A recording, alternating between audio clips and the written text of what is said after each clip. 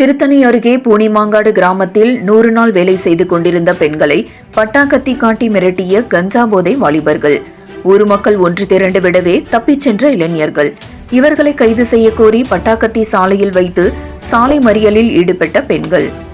திருவள்ளூர் மாவட்டம் திருத்தணி தாலுகா பூனிமாங்காடு கிராமத்தில் இருந்து ஆந்திர மாநிலம் செல்லும் சாலையில் உள்ள ஊராட்சியை சேர்ந்த 100க்கும் மேற்பட்ட பெண்கள் மகாத்மா காந்தி தேசிய ஊரக வேலைவாய்ப்பு திட்டத்தின் கீழ் 100 நாள் பணியில் ஈடுபட்டுக் கொண்டிருந்தனர். அப்போது சென்னை பதிவு எண் கொண்ட இருசக்கர வாகனத்தில் 3 இளைஞர்கள் அதிவேகமாக இந்த பகுதியை சாலையில் கடந்து சென்றுள்ளனர். பொறுமையாக செல்லுங்கள் என பெண்கள் கூறியுள்ளனர். விபத்து ஏற்பட போகிறது என்று எச்சரிக்கையாக கூறியதை ஏற்காத அந்த 3 கஞ்சா போதை இளைஞர்கள் மோட்டார் சைக்கிளில் வேகமாக செல்ல முயன்றுள்ளனர்.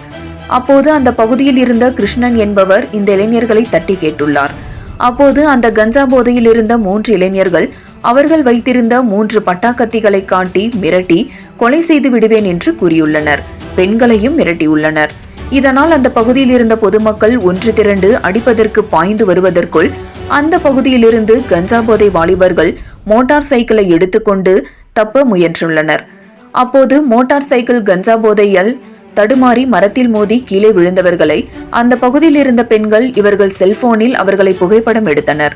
இதை பார்த்தவுடன் பட்டாக்கத்தியை ஒரு வாலிபர் அந்த பகுதியில் போட்டுவிட்டு அவர்கள் வந்த இருசக்கர வாகனத்தில் 2 பட்டாக்கத்திகளுடன் 3 இளைஞர்களும் மோட்டார் சைக்கிளில் தப்பி சென்று விட்டனர்.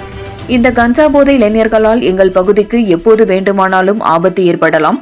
இந்த பகுதி ஆந்திர மாநிலம் செல்லும் முக்கிய பகுதி என்பதால் கஞ்சா கடத்தும் நபர்களும் மீண்டும் வந்து எங்களுக்கு உயிர் பயத்தை ஏற்படுத்தியுள்ளனர்.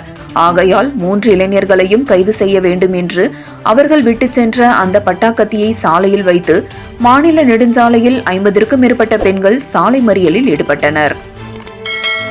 இவர்களுடன் மாற்றுத்திறனாளியை சேர்ந்தவரும் சாலை மறியலில் ஈடுபட்டதால் அந்த பகுதியில் பரபரப்பு ஏற்பட்டது. சம்பவத்தை கேள்விப்பட்ட கனகமாச்சத்திரம் போலீசார் விரைவாக சென்று சாலை மறியலில் ஈடுபட்ட பெண்களிடம் பேச்சுவார்த்தை செய்தனர். காவல்துறை அதிகாரிகள் உடனடி நடவடிக்கை எடுப்பதாக கூறியதை அடுத்து சாலை மறியலை கைவிட்டனர். இந்த பகுதி பஞ்சாயத்து தலைவரும் மற்ற பெண்களும் இதுகுறித்து கூறுவது, எங்கள் பகுதியிலிருந்து கஞ்சா கடத்துவது தொடர்ச்சியாக உள்ளது. போலீசார் உடனடியாக இதனை தடுக்க வேண்டும் என்று பொதுமக்கள் கோரிக்கை வைத்துள்ளனர்.